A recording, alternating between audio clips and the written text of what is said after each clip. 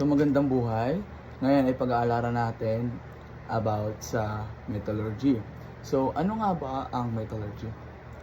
Metallurgy is a science and engineering field that studies metals. So sa pamagat pala natin, metallurgy is about metals, their properties and process for extraction, refinement, and fabrication.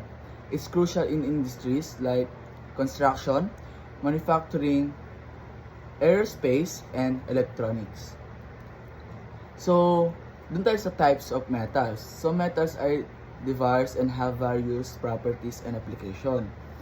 Various metals like iron and steels are used in various industries, while non-ferrous metals like aluminum, copper, zinc, tin, lead, nickel, chromium, and manganese are used in airspaces. So, lahat ng toys, makikita natin lahat ng mga examples ng ating mga metal. So, kung ano man nakikita natin mga metal is makikita natin ngayon. At mapag-aaralan natin ngayon kung ano bang metal or saan ginagamit ang mga metals na yun. So, there are 6 types of metals. Yun yung sinasabi ko. Ferrous metals is nakapalab dito ang iron. So, ang iron is used in steel production and construction. Yun yung mga iron, yung mga matitigas na bakal na makikita natin kumbaga makikita natin ito sa mga construction or isang nagiging pundasyon ng isang bahay or isang tinatayong building. So, sunod is steel, a alloy of iron and carbon used in construction, transportation, and consumer goods. So, doon naman tayo sa non-ferrous metals. So, sa non-ferrous metals, nakapalab dito ang aluminum, copper, zinc, tin, lead, nickel, and chromium, and manganese. So makikita natin yan kung ano bang itsura ng mga metals na yan mamaya. So sa precious metals naman, meron dito yung gold, silver, platinum, and sa rare earth metals, nandun ay niobium, dysprosium, and erbium. So ang gold makikita natin yan is valued for jewelry and coins and electronics. So sa silver naman, used in jewelry, coins, electronics, and solar panels. So sa platinum, used in jewelry, catalytic, and laboratory equipment. So sa refractory metals, nakapalab dito ang tungsten.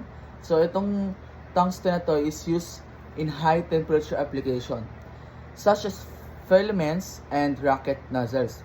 So, sunod naman, molybdenum.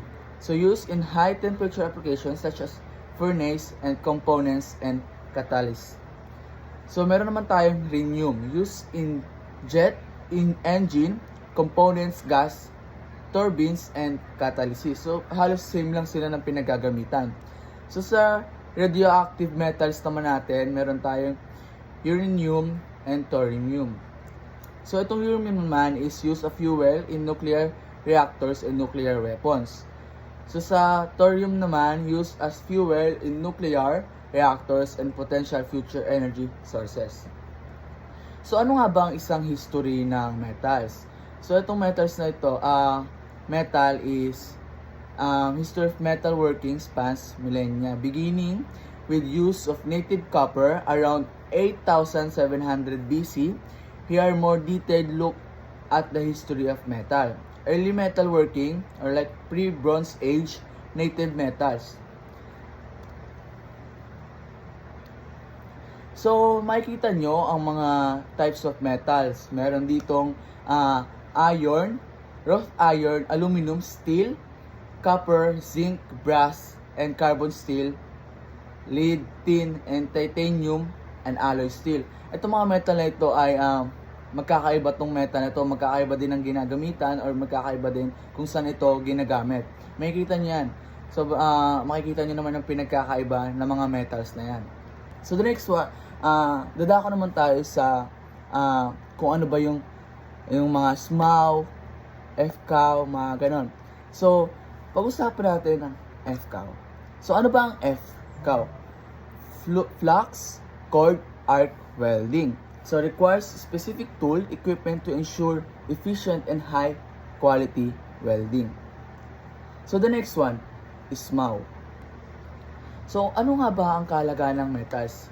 Metals are essential in various industry aspect of society, including infrastructure, technology, electronics, energy generators, medicine and healthcare, food and water, defense and airspace, and environmental conservation. So they are used in building materials, transportation, technology, and etc. So, yung mga metals na nakikita natin sa paglabas pa lang ng ating bahay or sa bahay pa lang natin makikita natin mga metals. So, itong metals na ito makikita din sa transportation at sa ating technology. So, nakita na natin ang mga metals and kahalagahan ng metals. So, itong metals na ito ay kumbaga ito yung nagiging pundasyon ng ating mga ginagamit or ating mga kinakatayuan. So, nawa may naunawaan kahit short na explanation or short na pag-aaral lang, pag-uusap, nawa may naunawaan tayo sa mga importante ng metals and how metal important to us and advantage and disadvantage of metal para sa ating mga tao na gumagamit ng metal or nakikinabang din sa isang metal. So yun lang and maraming salamat sa pakikinig and magkaroon ng magandang buhay.